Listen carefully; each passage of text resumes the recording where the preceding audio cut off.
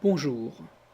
L'analyse factorielle des correspondances, ou AFC, est une méthode statistique qui permet de transformer un tableau de nombres en un mapping, c'est-à-dire un graphique.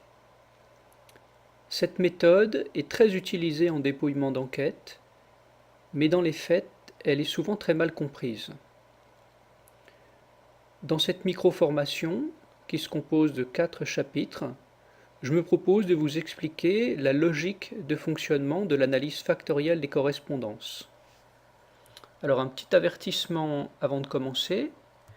Bien que cette formation s'appelle l'AFC pour les nuls, et donc se veut très simple, il faut tout de même un niveau minimal en mathématiques pour pouvoir la suivre. Vous devez comprendre ce que c'est qu'une matrice et ce que c'est qu'un vecteur, par exemple un produit scalaire. Et donc vous devez avoir un niveau bac ou un peu plus.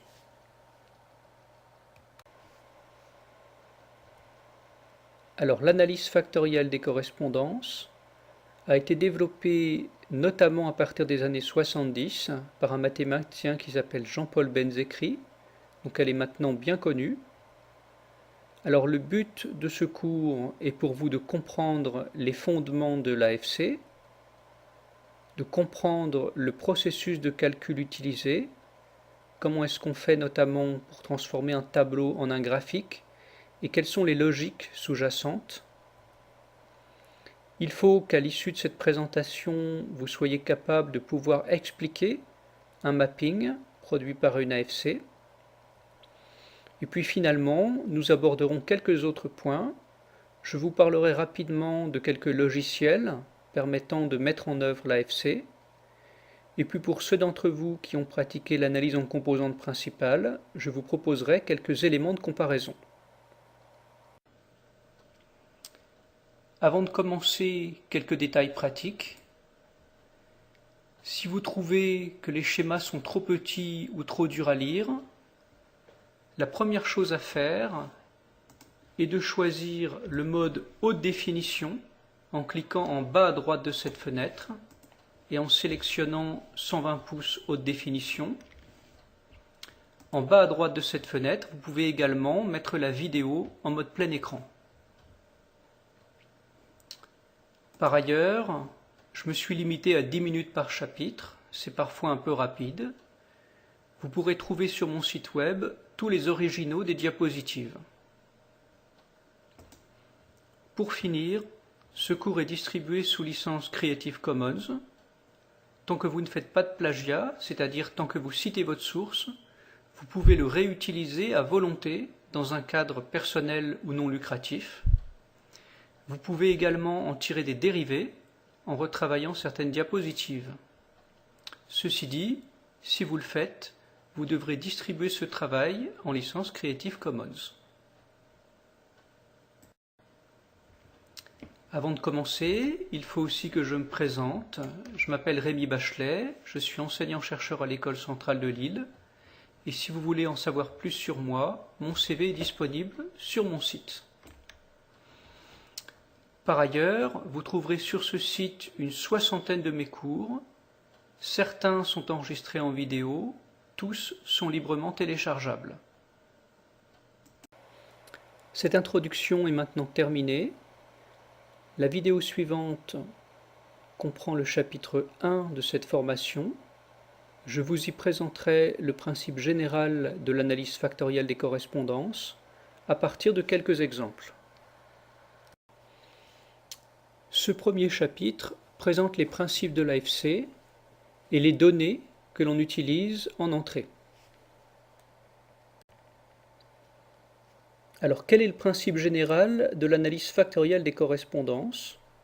Eh bien, pour le dire simplement, l'analyse factorielle traite des tableaux de nombres, tableaux qui sont souvent obtenus à partir d'enquêtes ou de questionnaires. Et l'objectif de l'AFC est de remplacer un tableau de nombres compliqué et difficile à analyser par une série de tableaux plus simples, qui sont, autant que possible, une bonne approximation du tableau d'entrée. Alors, qu'est-ce que l'on veut dire par simple? Eh bien, un tableau de nombres ou une matrice est simple lorsqu'elle est exprimable sous forme graphique. Pourquoi parle-t-on d'analyse factorielle des correspondances? Eh bien, si vous avez travaillé sur des variables numériques, vous avez dû entendre parler de la corrélation. Donc on dit que deux variables sont corrélées quand, par exemple, l'une croît, l'autre croît également, l'une décroît, l'autre décroît également, elles sont corrélées. Eh bien, lorsqu'on utilise des variables nominales, par exemple des catégories, eh bien, on parlera de correspondance lorsque ces variables nominales sont liées. C'est l'équivalent de la corrélation. Deuxième question, pourquoi parle-t-on de factoriel? Eh bien, il s'agit dans l'analyse factorielle de décomposer un tableau en une somme de tableaux qui sont chacun le produit de facteurs simples. Autrement dit, on prend une matrice et on la met en facteurs. Voilà, signalons enfin, avant de commencer, que l'exemple que nous allons utiliser comme fil rouge de cette présentation est extrait d'un livre de Philippe Cibois, et donc je vous en reparlerai à la fin de cette présentation.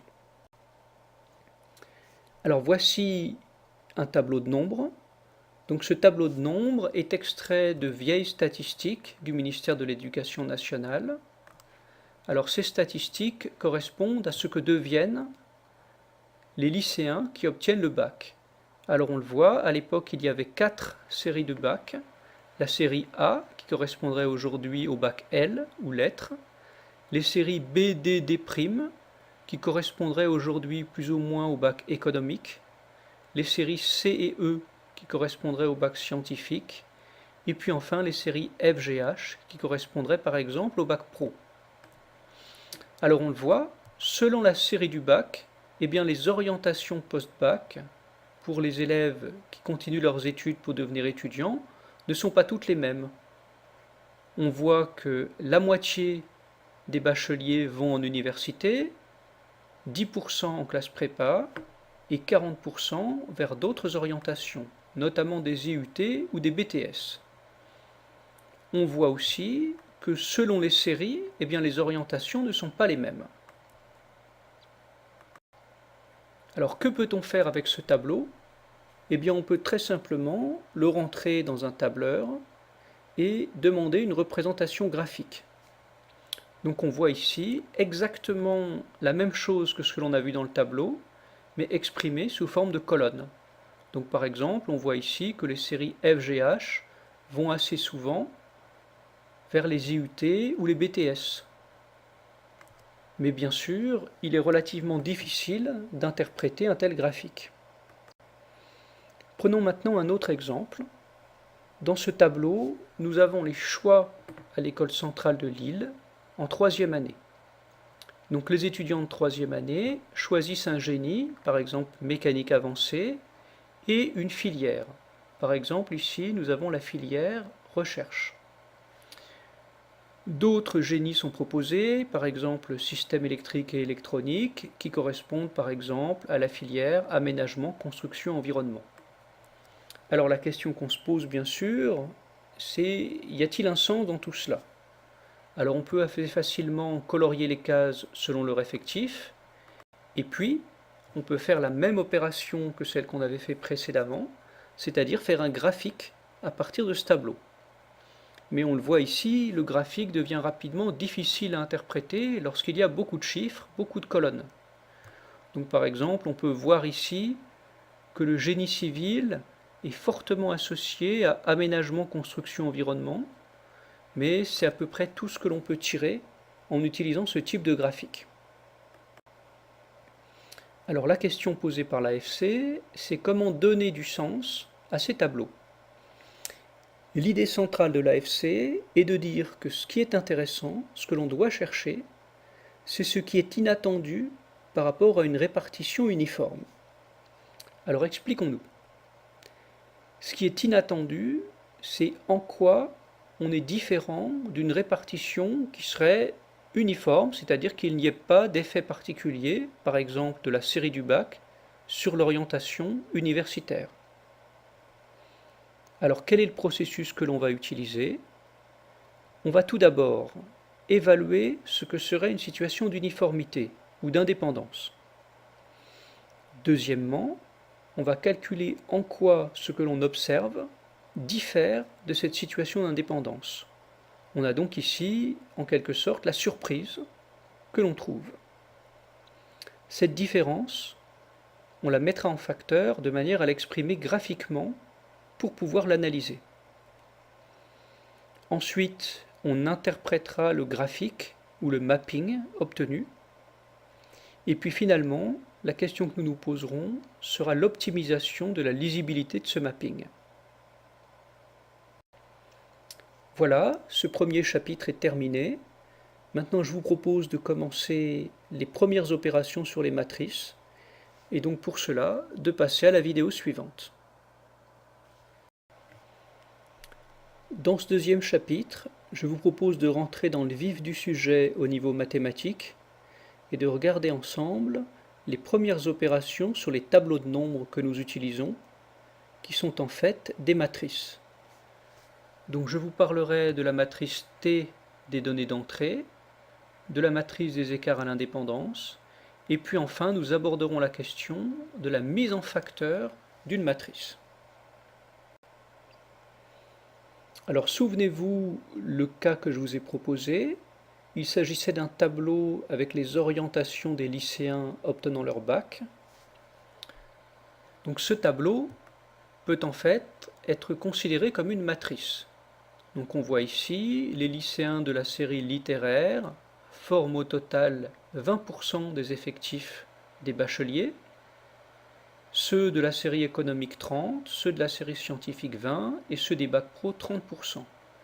On voit aussi que l'université prend 50% des étudiants, les classes prépa 10% et les IUT et BTS 40%.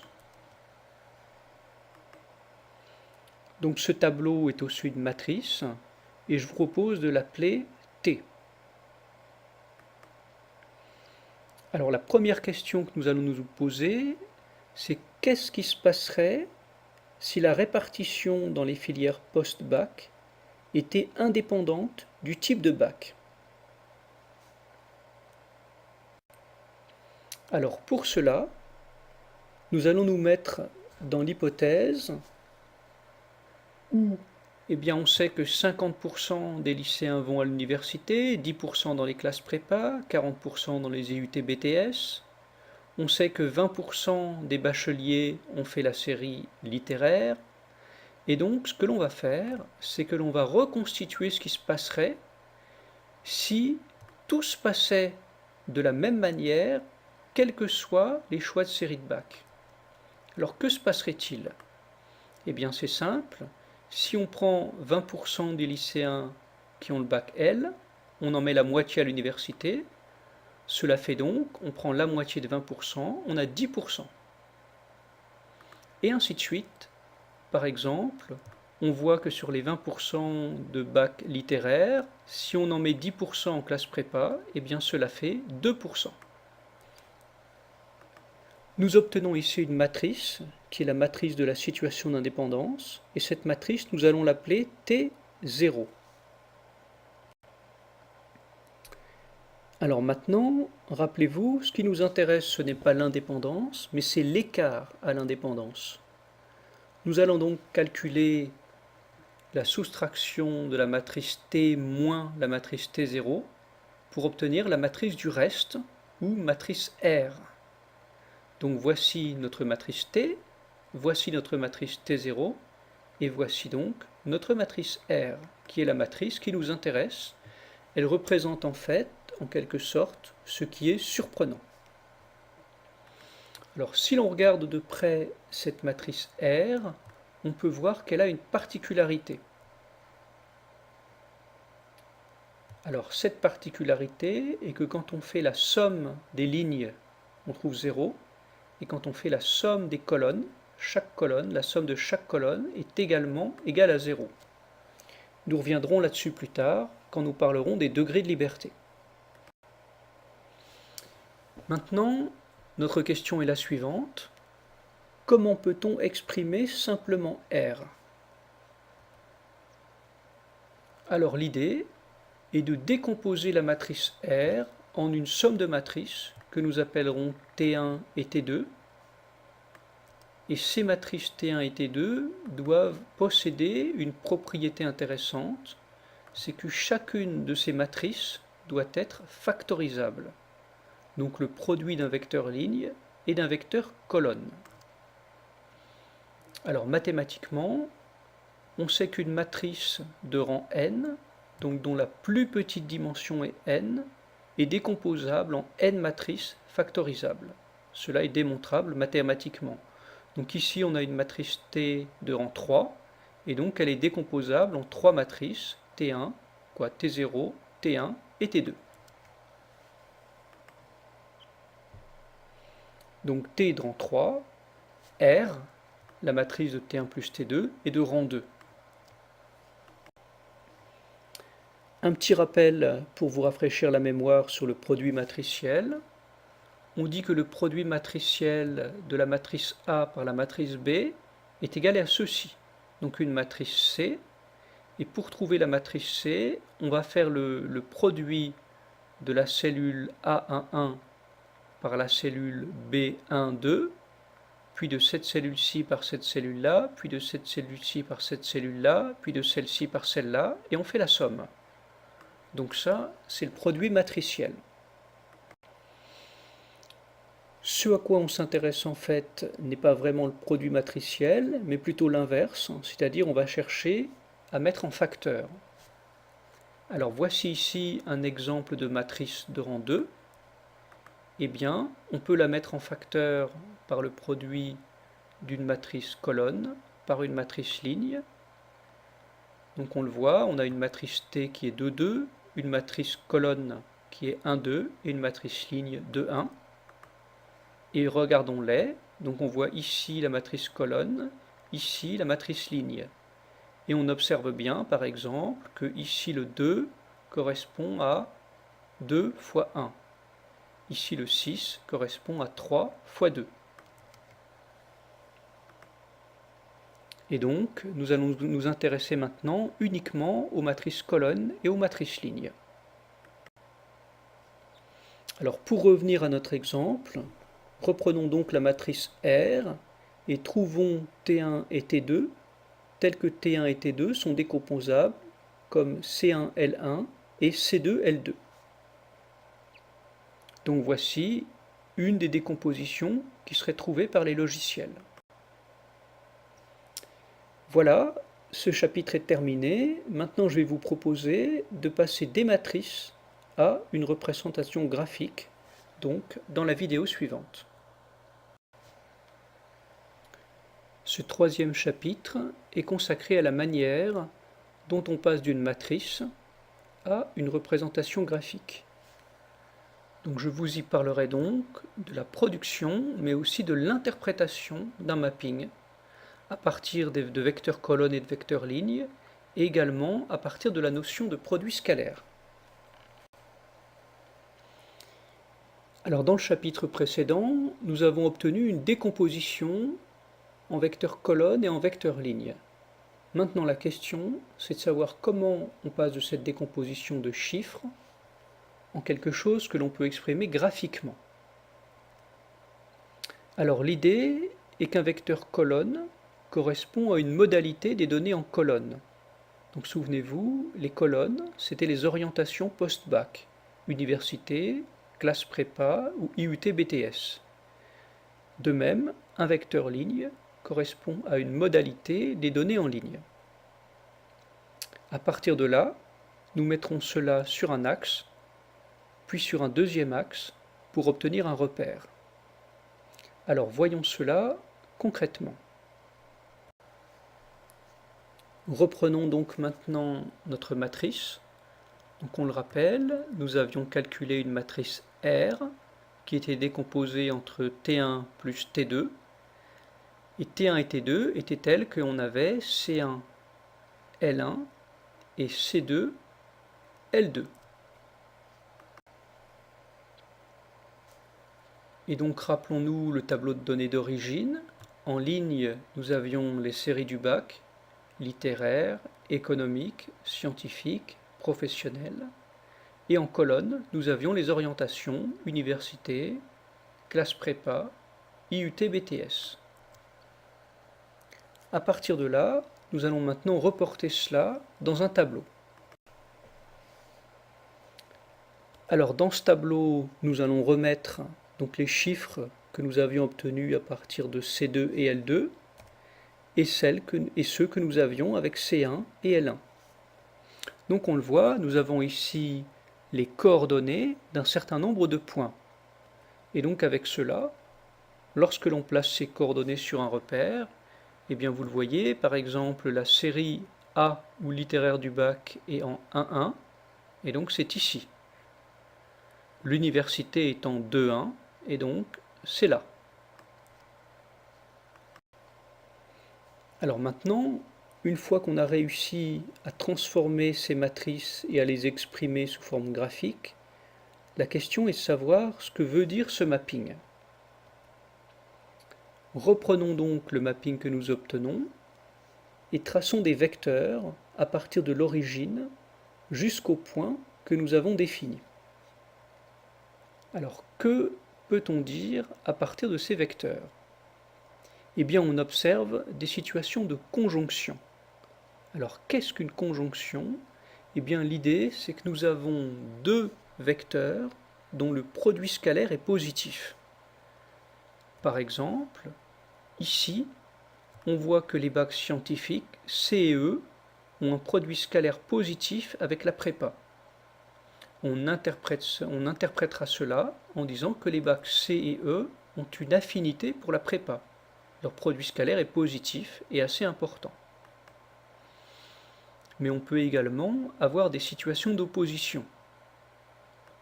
Par exemple, on obtient un produit scalaire négatif lorsqu'on prend le vecteur formé par A et les orientations post-bac autres, IUT, BTS. Autrement dit, les bacs littéraires sont repoussés par les orientations du type IUT ou BTS. Et puis finalement, troisième possibilité pour le produit scalaire, une situation de quadrature. Alors de quoi s'agit-il? Eh bien le produit scalaire est nul lorsque deux vecteurs sont à angle droit. Donc on voit par exemple ici, entre le vecteur du bac littéraire et celui de l'orientation prépa, on a un produit scalaire nul. Donc cela peut être interprété de la manière suivante. Les bacs A ne vont ni plus ni moins que les autres vers les prépas. Voilà, maintenant que nous savons lire un mapping, je vous propose d'aller sur des choses un peu plus complexes, sur la manière dont on trouve la meilleure manière de faire la factorisation. Dans ce quatrième et dernier chapitre, un peu plus compliqué, nous allons nous pencher sur la question de l'optimisation de la mise en facteur des matrices. Donc nous allons parler de Qui2, et puis nous ferons l'analyse de quelques mappings. On l'a vu, la matrice R est relativement facile à obtenir, mais ensuite le point difficile consiste à décomposer R en la somme de deux matrices, T1 et T2. Le problème, c'est qu'en fait T1 et T2 ne sont pas uniques. On peut trouver différentes matrices T1 et T2 ayant la propriété d'être factorisables. La question est donc, quel serait le critère qui permet de définir les meilleurs T1 et T2? L'idée est que pour une matrice de rang n, on cherche d'abord à trouver la meilleure matrice T1, puis la meilleure matrice T2. L'idée est que le premier axe soit celui qui comporte le plus de sens pour l'analyse. Eh bien, la métrique la plus intéressante s'appelle le Qui2. Alors, vous avez peut-être déjà entendu parler du Qui2 si vous avez fait un peu de statistique. Le Qui2 est en fait une mesure des écarts à l'indépendance. Alors, rappelez-vous que nous avons calculé la matrice correspondant à l'indépendance. Cette matrice s'appelait T0. L'écart à l'indépendance est donc l'écart à T0. Alors, comment le calculer? Eh bien, à partir de la matrice des données, Pour chaque cellule de T1 et de T2, on va calculer l'écart avec la cellule correspondante de T0, et cet écart, peu importe qu'il soit positif ou négatif, on va le porter au carré. Donc c'est pour ça qu'on parle de qui2, en fait cela signifie qui carré. Pour ne pas surpondérer les cellules où il y a de gros effectifs, nous allons diviser le qui2 de chaque cellule, on parle de qui2 pondéré, par l'effectif théorique de cette cellule, c'est-à-dire ce qu'il y a dans la cellule correspondante de T0. Le qui2 d'une matrice est alors tout simplement la somme de toutes les contributions au qui2 de chaque cellule. Il faut également savoir que lorsque nous avons une matrice R décomposée en T1 et T2, le qui2 de R est égal au qui2 de T1 plus le qui2 de T2. Donc voilà donc ce dont je vous parlais, le qui2 de R est égal au qui2 de T1 plus au qui2 de T2. Dans le cas que nous avons pris, le qui2 de R est égal à 2491, le qui2 de T1 à 1998, le qui2 de T2 à 493. Et donc vous le voyez, 100% du qui2 de R est représenté 80% par T1 et 19,8% par T2. Et donc on va chercher la matrice T1 qui contient le maximum de qui2. Ici, la matrice T1 factorisable contenant le maximum de qui2 en contient 80,2%. Cette concentration, nous l'appellerons le pourcentage de la variance expliqué par un axe, puisque je vous rappelle que T1 est décomposé en C1L1, donc cela correspond à un axe. Alors à quoi cela sert-il ? Eh bien c'est particulièrement intéressant lorsqu'on a des grands tableaux de données.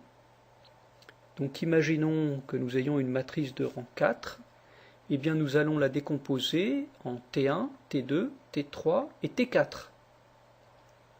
Le problème, bien sûr, c'est que lorsqu'on représente un repère, on ne peut représenter que les deux premières matrices. Donc en fait, comme on ne peut représenter que deux axes à la fois sur un mapping, eh bien on va chercher à mettre le plus de sens dans les deux premières, puisque c'est celles que nous représenterons en premier, et les autres, eh bien on verra, mais on pourra éventuellement les négliger. Alors une fois utilisé cet algorithme d'optimisation, on obtient alors un nouveau mapping, le voici. Alors ce qui est remarquable sur ce mapping, c'est que l'on a décidé de dilater les axes proportionnellement à la quantité de qui2 qu'ils contiennent. Alors ici ce n'est pas réellement utile, puisqu'en fait on a 100% du qui2 représenté de toute manière, mais dans les grandes représentations, lorsqu'on a des matrices de grande taille, c'est tout à fait intéressant. Alors attention toutefois aux conséquences de la dilatation des axes, notamment on va perdre la visibilité d'une relation de quadrature. Donc il faudra plutôt interpréter ces mappings en suivant un axe, puis un autre axe, et non pas en regardant les relations, en particulier celles de quadrature. Donc pour faire court, on voit que l'axe numéro 1 représente essentiellement d'un côté les études longues et de l'autre côté les études professionnelles plus courtes. On voit que l'axe numéro 2 horizontal représente d'un côté les scientifiques et de l'autre les littéraires. Et puis un dernier point à signaler, on a choisi ici de représenter les points proportionnellement à l'effectif qu'ils représentent. Alors pour avoir une application réellement intéressante, il faut prendre un tableau de plus grande taille.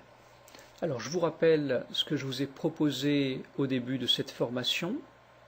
Donc nous avons ici des choix d'options et de filières en dernière année d'école d'ingénieur. Donc ici nous avons des options comme par exemple génie civil, mécanique, système de production, informatique. Et ici nous avons un deuxième choix que peuvent faire les étudiants de Centrale Lille, ce que l'on appelle un choix de filière. Donc par exemple gestion audit, création d'entreprise, recherche, etc. Alors que se passe-t-il lorsqu'on reprend ces données pour faire une AFC? Alors voyons maintenant ce que l'on obtient comme mapping en faisant une AFC à partir de ce tableau. Alors vous le voyez, nous avons ici un premier axe qui représente 34% de la variance, un deuxième axe qui en représente 26%. Autrement dit, sur ce mapping, on n'a représenté que 70% de la variance de notre tableau de données. Donc on le verra, on peut faire un deuxième mapping pour suivre celui-là. Alors que voit-on sur le premier axe? Eh bien ce que l'on voit, c'est que d'un côté on a tous les choix, et de l'autre côté le couple génie-filière, aménagement, construction, environnement. Donc la première chose qui est surprenante dans le tableau de données, eh bien c'est tout simplement que ce génie et cette filière vont tout le temps ensemble. Donc c'est ce que nous dit le premier axe. Maintenant interprétons le deuxième axe, l'axe vertical. Alors cet axe-là est un peu plus intéressant. On voit qu'en haut, on a des choix comme gestion audit en filière et informatique de gestion en option. On voit également système de transport, génie des systèmes de production, génie et systèmes socio-économiques. Tout cela est finalement assez cohérent avec une image de l'ingénieur manager. Alors qu'en bas, eh bien, on va trouver la filière recherche associée à des options plus techniques, comme système automatisé, mécanique, conception. Donc on le voit, on peut trouver comme deuxième point de surprise la répartition entre des choix d'ingénieurs qui se veulent plutôt managers, gestionnaires, et des choix d'ingénieurs qui se veulent plutôt chercheurs. Donc on avait analysé les deux premiers axes, mais on peut aussi choisir de regarder le troisième axe. On obtient ainsi ce mapping en mettant les axes 2 et 3.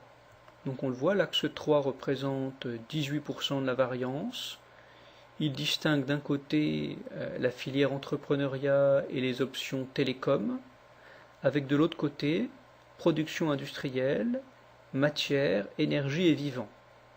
Alors l'interprétation est sans doute un peu plus délicate. Bon, ce qu'il faut savoir, c'est qu'on ne va pas forcément trouver du sens partout. Voilà, l'analyse est terminée. Ce que je vous propose dans la vidéo suivante, qui servira de conclusion, ce sont des pistes de mise en œuvre logicielle. Et puis je vous proposerai d'élargir l'AFC en comparant l'AFC avec l'analyse en composantes principales.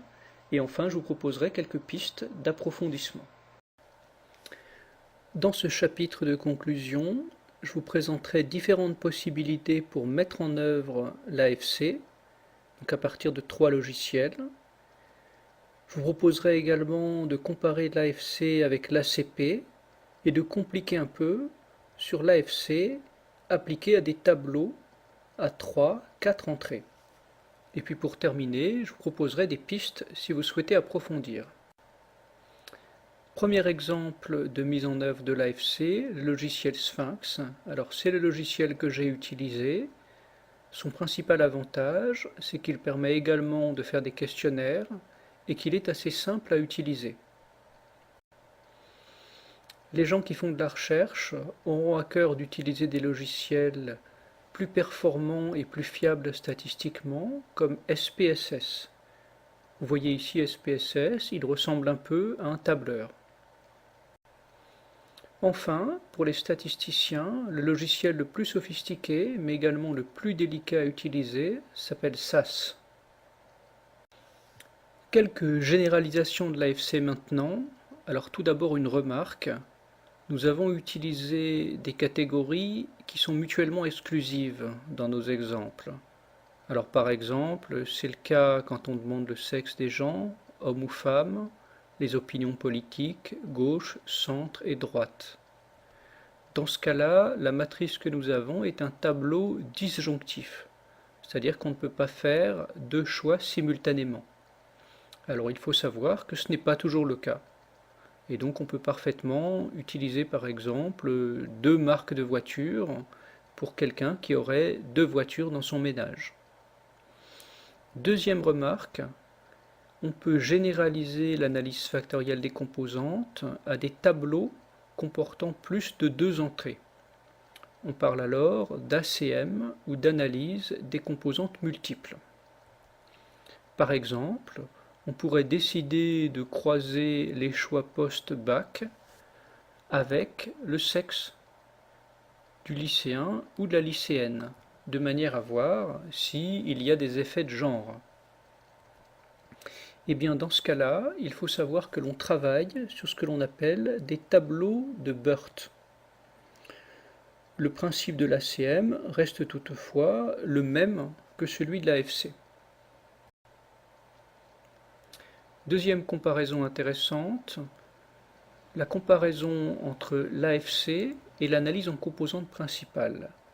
Alors vous avez peut-être déjà pratiqué l'analyse en composantes principales. Alors quelles sont les différences? Eh bien tout d'abord, il faut savoir que l'AFC travaille sur des données catégorielles, autrement dit des catégories, des choix, alors que l'ACP travaille sur des données métriques.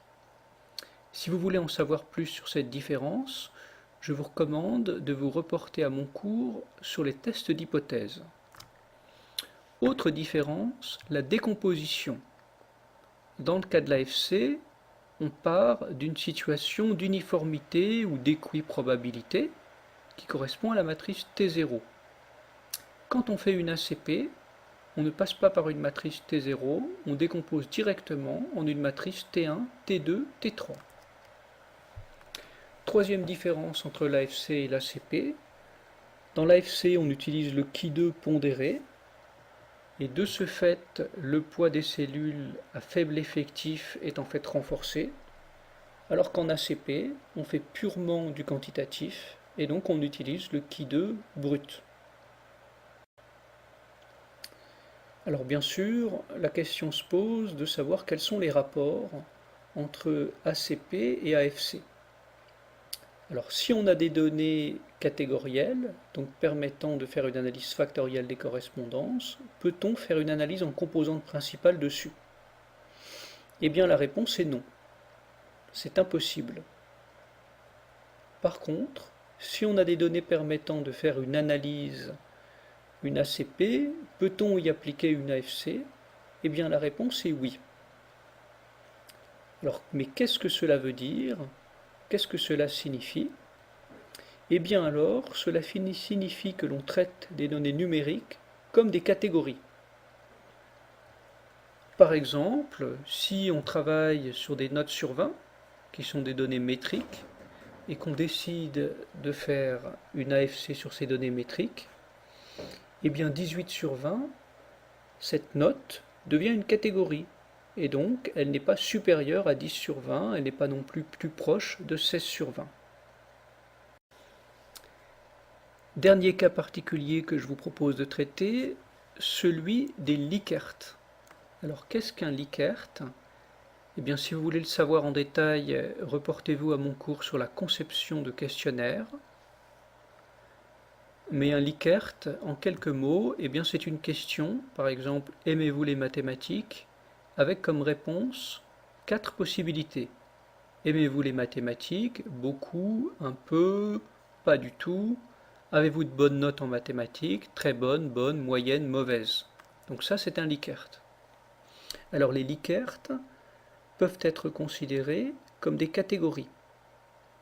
Mais ceci dit, on le voit, c'est en même temps des données ordinales, c'est-à-dire des données qui sont situées sur une échelle. Alors que se passe-t-il si par exemple le fait qu'on aime les mathématiques est corrélé avec le fait d'avoir de bonnes notes sur un Likert?